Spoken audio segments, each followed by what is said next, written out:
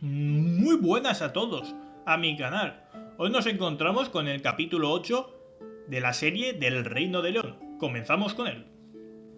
Posteriormente a la batalla de Tamarón y de la coronación de Fernando I en el año 1037, el reino de Pamplona, debido a un acuerdo con Fernando, obtuvo muchos territorios, sobre todo de Castilla, por lo cual Pamplona aumentó mucho su poder.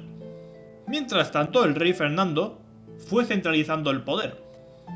Y sobre todo con el tiempo, no sé a qué se debe, es algo que se podía replantearse, pero Fernando al principio, muy a favor de la influencia de Pamplona, etc. Sin embargo, con el tiempo va cambiando. O sea, Fernando empieza a volverse, en vez de pro Pamplona, a volverse anti-Pamplona.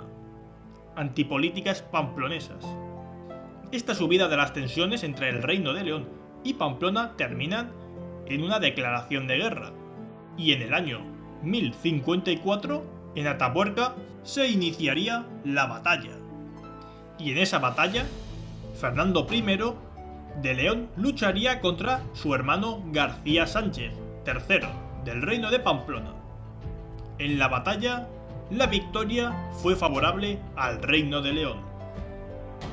Y el rey de Pamplona fallece en esta misma batalla, lográndose así una gran victoria para el Reino de León.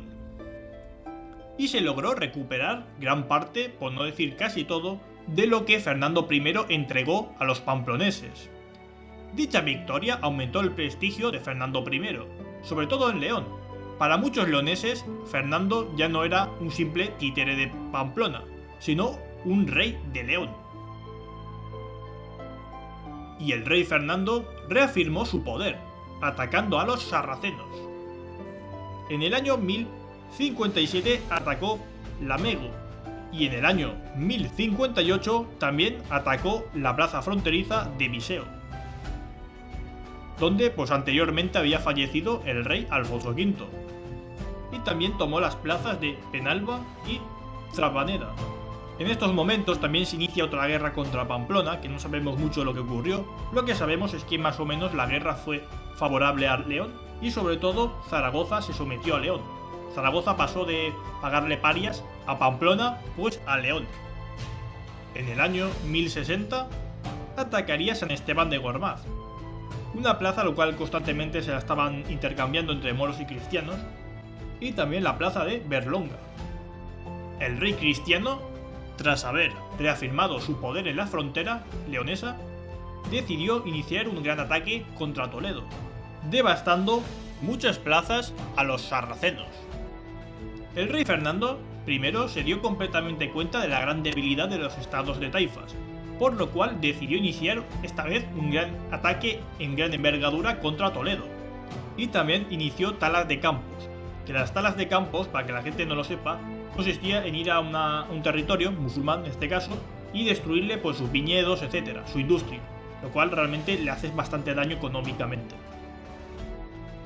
Y el ejército leonés volvió a presionar a Toledo.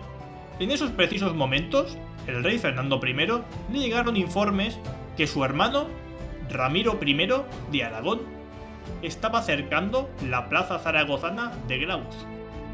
Entonces Fernando también inició una política anti-expansión de los reinos cristianos de la zona de los Pirineos.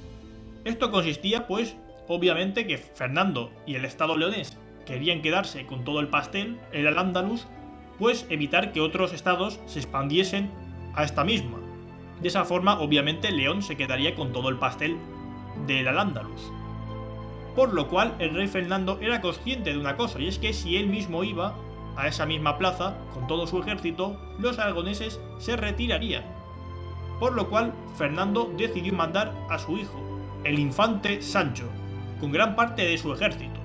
Y sí, amigos, en este momento es cuando ya la gran parte de historiadores concuerda de que en este mismo ejército, al cual comandaba el infante Sancho, se encontraba Rodrigo Díaz de Vivar, el Cid. Por lo cual ya hemos llegado a la época del Cid.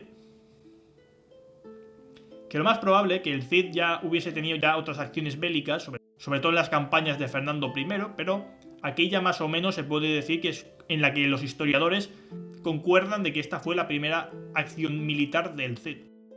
el ejército del infante Sancho se unió con otro ejército de zaragozanos, para así derrotar a los aragoneses en Graus. Y allí hubo una sangrienta y brutal batalla, al cual el ejército leonés y zaragozano logró una victoria contundente, y el rey de Aragón falleció en ella, al parecer debido a un musulmán que se le infiltró en su campamento y le dio muerte. Y con esto se termina el capítulo. Espero que os haya gustado. Esta vez ya estamos, sobre todo el episodio anterior era un episodio de transición, pero este sí que más o menos ya estamos viendo los grandes choques, la gran sobre todo presión que están haciendo los cristianos, sobre todo el Reino de León con Fernando I. Y ya hemos llegado a la época del Cid, o sea, hemos pasado de Covadonga a la época del Cid, lo cual me siento muy feliz por ello. Obviamente el Cid tendrá su propia serie, porque como el Cid muchas de sus batallas la luchó de forma independiente al Estado leonés, pues no os preocupéis que también tendremos una serie del Cid. Pues muchísimas gracias por ver el vídeo, un me gusta y suscribirse siempre ayuda y nos vemos en la próxima. Adiós.